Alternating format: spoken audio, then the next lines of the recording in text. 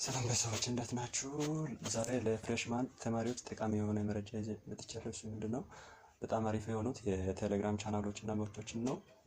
እነሱ በውስጣቸው ብዙ የፕሬዘንቴሽን ፒፒቲዎችን ሚድና ፋይናል ኤግዛም ወርክሺቶችን የያዙት ናቸው።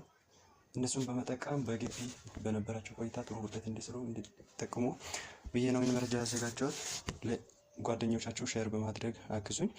በመጀመሪያ ደረጃ የቴሌግራም ቻናል ቶፕ ስቱደንት ይባላል። ወደ 71K ፎሎወር ያለው በውስጡ የፕሬዘንቴሽን ፒፒቲዎችን ሚድና ፋይናል ኤግዛም ወረቀቶችን ወይ ወርክሺቶችን ይዟል።